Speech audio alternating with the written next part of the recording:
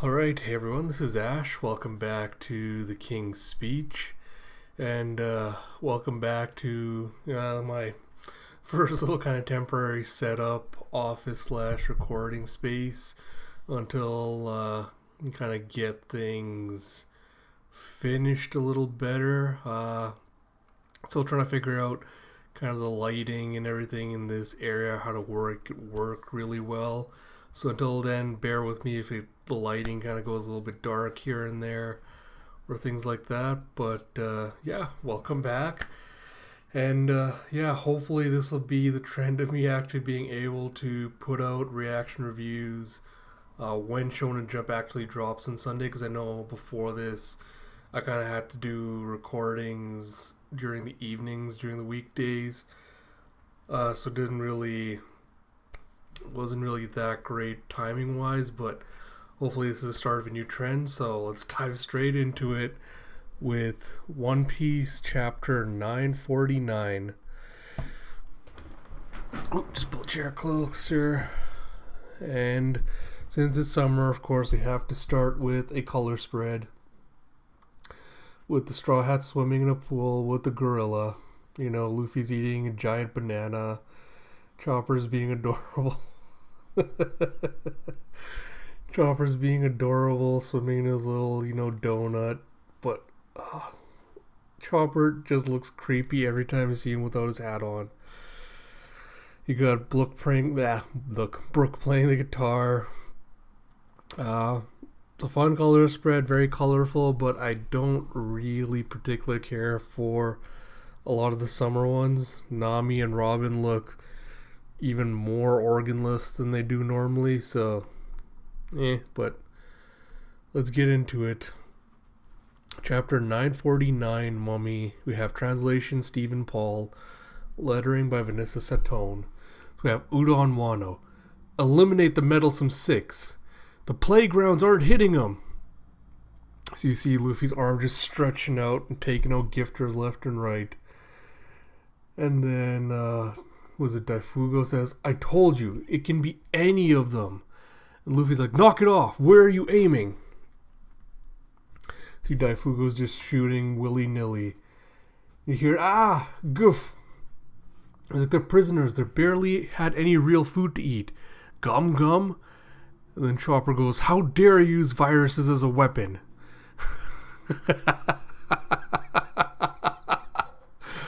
I don't know if we've ever seen this combo before. We see Heavy Stamp with Luffy doing a Gum Gum Stamp and Chopper doing his Heavy Point Punch Attack, which is just super great.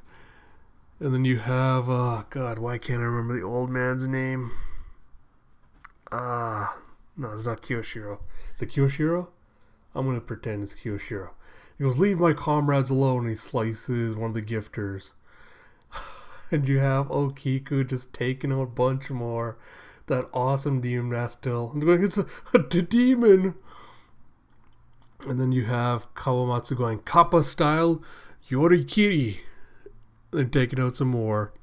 So of course, none of the gifters are a match for any of the red scabbards. They have Ryuzo flying along in his little butterfly wings going, lightning shuriken.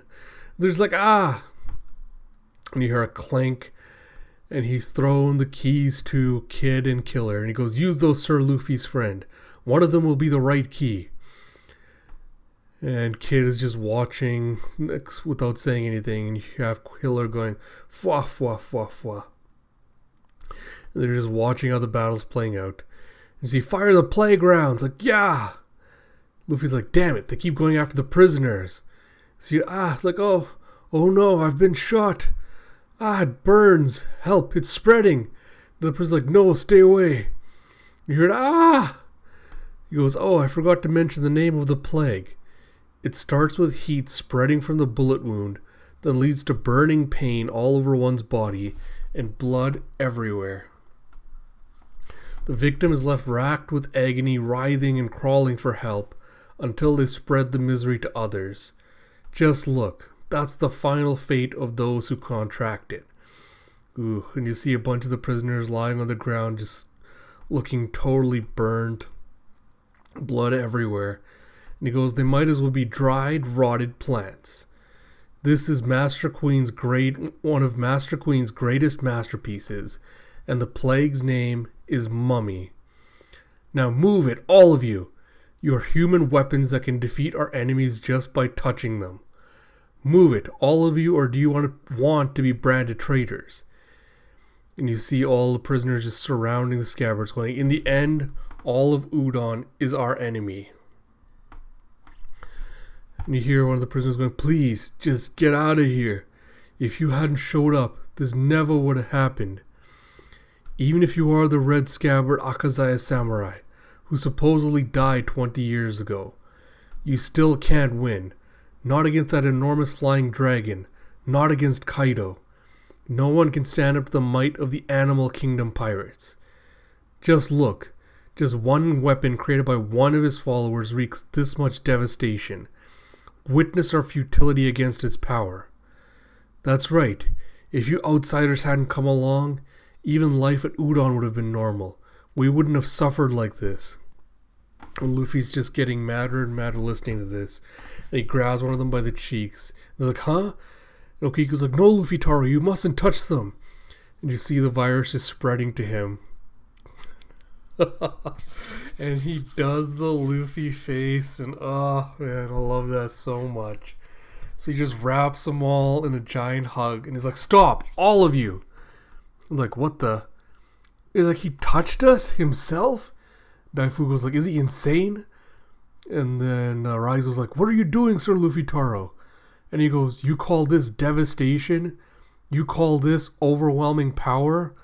This stuff has no effect on me. Chopper's like, liar, get away from them, Luffy. And he goes, the samurai I know are all strong and hardy. But you guys are broken all the way on the inside. What do you mean normal life? Obeying every order they give you, living off of dumplings, is that normal? So he throws them all to the ground and goes, open your eyes. You're nothing but slaves. And they're all just looking on at him at shock. And you see by one of the stairs on the wall, you see Tama and Momo just watching what's going on. And he goes, they're still alive and well? He's like, you call that well? He looks dreadful. Daifugo's like, has he lost his mind?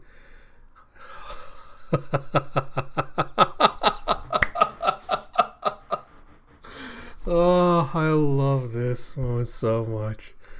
So what if I came from another place? Why can't an outsider help protect your country? And they're all just looking at him in shock. And he goes, I made a promise with a friend named Tama who fed me back in Kuri. I promise to make this a place where you can eat your fill again. Tom was like, big bro. And she's looking, flashing back to when they first met. And Luffy goes, by the time we leave this country, it'll be a place where you can eat as much as you want every single day. And he goes, if we can't make that happen, this will always be hell. I already heard about Oden. He was a great man. But the day Kaido killed him 20 years ago was the day this country stopped working, right? And he goes, we came here to fight Kaido and win. He goes, there's no reason for the people on our own side to stop us. So make up your minds right now. Are you with us or are you with Kaido?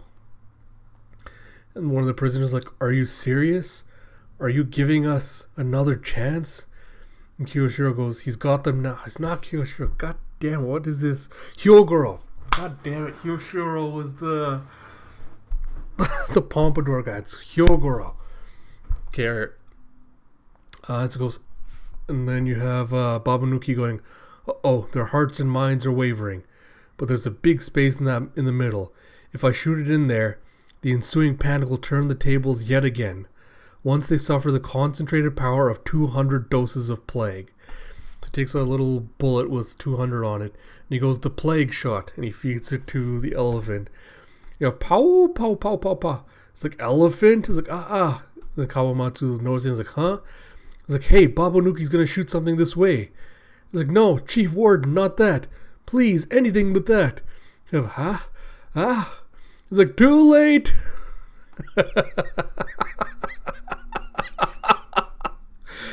And you have Luffy just grabbing the elephant's nose and tying it up, and he's like, what? And Luffy's like, I saw a pretty bad future just now. You heard, I'm. The playground explodes inside of the elephant inside of Babanuki. He's like, Master Babanuki, Chief Warden! And he falls with a thud. You have Kawamatsu going, what a capable fellow. And he goes, you get the rest. And you see Daifu going, ack! And he's like, hey, stop you. Remember, anyone who defies the jail in their first offense gets... The prisoners are all just like, we know, we don't care. We've decided to rebel. Hurrah! Like, yeah! 8 days to the great battle, and without the main army knowing, Udon is pacified. Hyogoro goes, brilliant work, Straw Hat fellow. You've bought us one heck of a ringer, Kinemon. Chapter end. Oh, alright, so,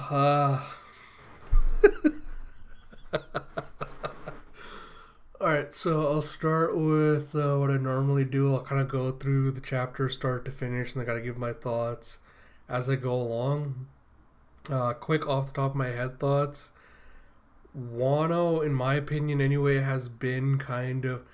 Because in my opinion, like every other OP arc usually has a strong beginning / middle, and it kind of falters towards the ending. And I feel like so far Wano's been the exact opposite for me, at least. Excuse me, where it's been kind of a weak beginning with kind of interspersed moments of goodness throughout what have we gotten so far. And this is one of those good chapters where it's like, alright, you get glimpses of Oda remembering how to write, a good story. And I'm like, I always get mixed feelings about this, because on the one hand, I'm like, yes, One Piece can still be good. Oda still can do good storytelling. And on the other hand, I'm like, but is this just going to be a one-off? Am I going